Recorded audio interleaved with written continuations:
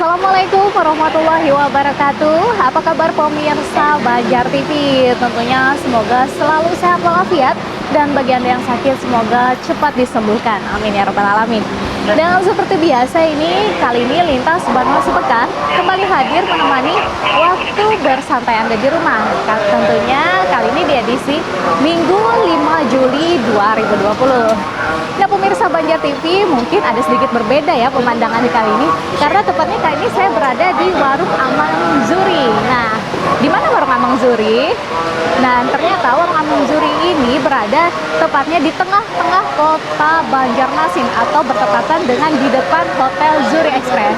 Dan seperti yang kita ketahui bersama bahwa kita jika ingin keluar rumah tetap memakai masker, jaga jarak. Dan jika Anda juga ingin bepergian ke sini tentunya harus tetap memakai atau menggunakan protokol kesehatan.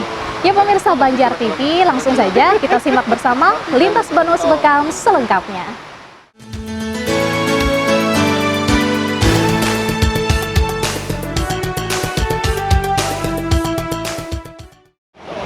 Ya pemirsa Banjar TV, mengawali Lintas Banua Sepekan kali ini ada berita mengenai maklumat Kapolri yaitu Jenderal Idam Aziz yang menerbitkan pada bulan Maret lalu tentang kepatuhan terhadap kebijakan pemerintah dalam penanganan penyebaran virus corona resmi dicabut.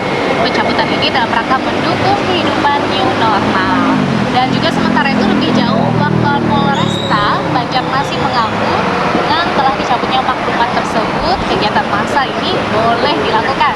Namun tentunya tetap mematuhi protokol kesehatan, yakni mengatur jumlah atau pembatasan tertentu dalam hal lainnya. Ya pemirsa, mari kita ikuti bersama.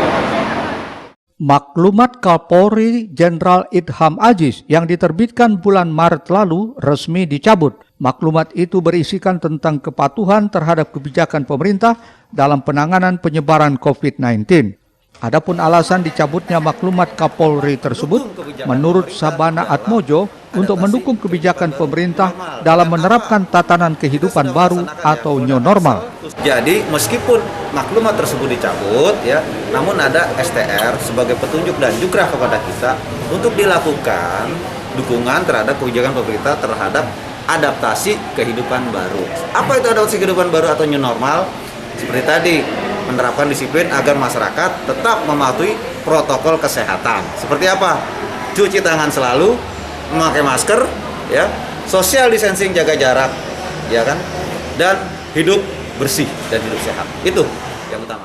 Lebih jauh pihaknya mengaku dengan telah dicabutnya maklumat tersebut, kegiatan massal juga boleh dilakukan, namun tetap mematuhi protokol kesehatan, yakni mengatur jumlah atau dengan pembatasan tertentu lainnya. Muhail, Banjar TV.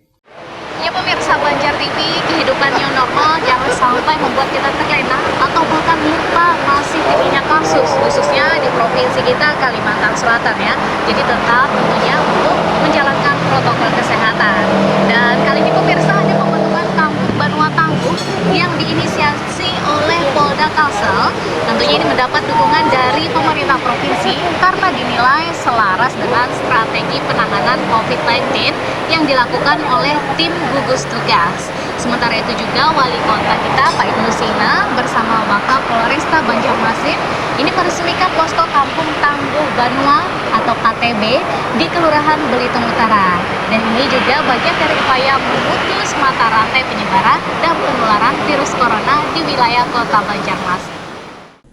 Dalam kesempatan kunjungan ke Kampung Tangguh Banua di Desa Batu Licin Irigasi, Kecamatan Karangbintang, Kabupaten Tanah Bumbu, Wakil Ketua Harian Gugus Tugas COVID-19 Kalimantan Selatan, Roy Rizali Anwar menyampaikan dukungan atas pembentukan Kampung Tangguh Banua atau KTB di seluruh Kalimantan Selatan.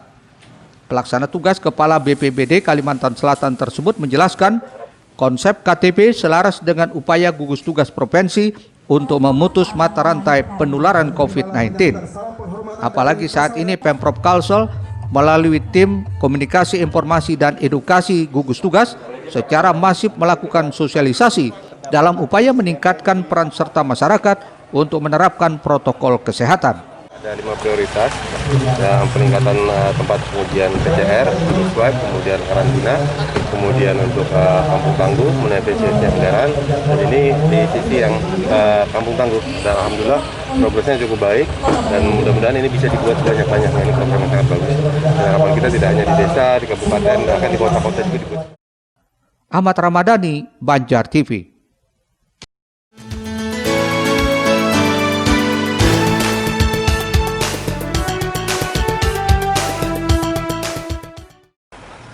Setibanya di Kampung Tangguh Banua, Desa Mekarjaya, Kecamatan Angsana, Kabupaten Tanah Bumbu, rombongan Kapolda Kalsel beserta Danrem 1001 Antasari dan asisten satu bidang pemerintahan Pemprov Kalsel disambut Bupati Tanah Bumbu H. Sudian Nur beserta jajaran.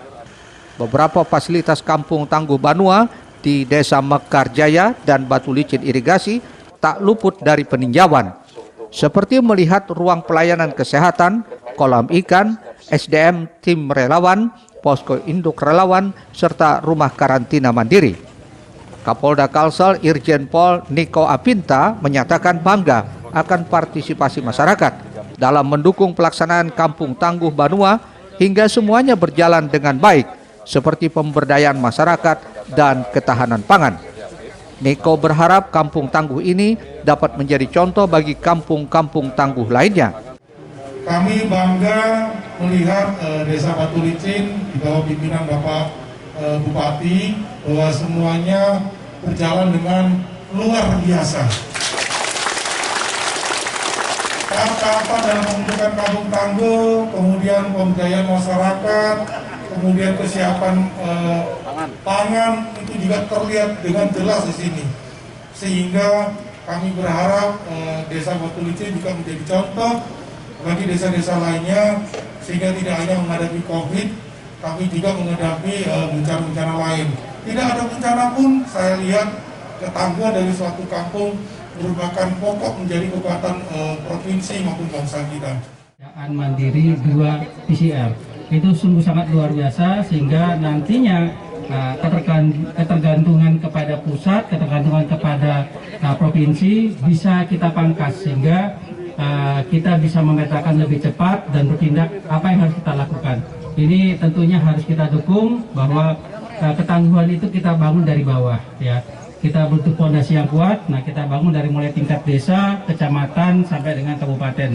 Kalau ini kita bisa lakukan serentak, maka saya yakin dan percaya, walaupun COVID itu belum hilang, tapi kita bisa mengatasinya, kita bisa hidup dengan COVID tanpa ada.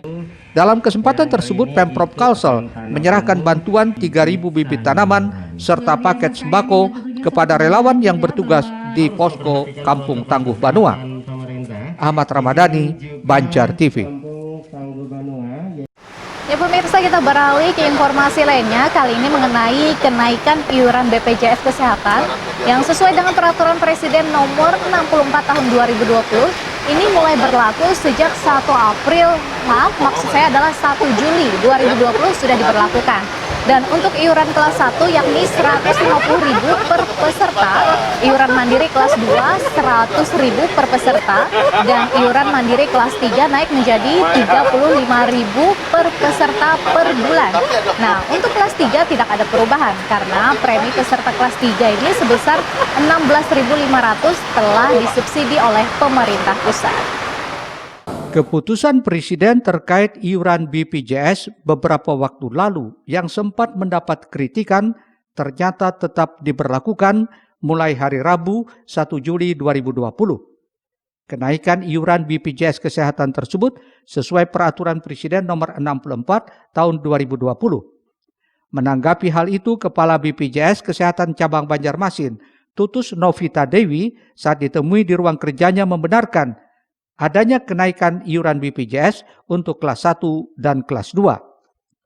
Sebelumnya kelas 1 sebesar Rp80.000 menjadi Rp150.000 per peserta. Sedangkan iuran mandiri kelas 2 naik dari Rp51.000 menjadi Rp100.000 untuk setiap peserta per bulannya. Kemudian iuran mandiri kelas 3 naik dari Rp25.000 per peserta per bulan menjadi Rp35.000 per peserta per bulan. Untuk kelas 3 tidak ada perubahan karena premi peserta kelas 3 sebesar 16.500 telah disubsidi pemerintah pusat. Kenaikan iuran untuk kelas 1 dan kelas 2, jadi kelas 1 sekarang menjadi 150.000, sebetulnya turun dibandingkan dengan Perpres 82 ya, 160.000 menjadi 150.000, dan untuk kelas 2 dari 110.000 menjadi 100.000.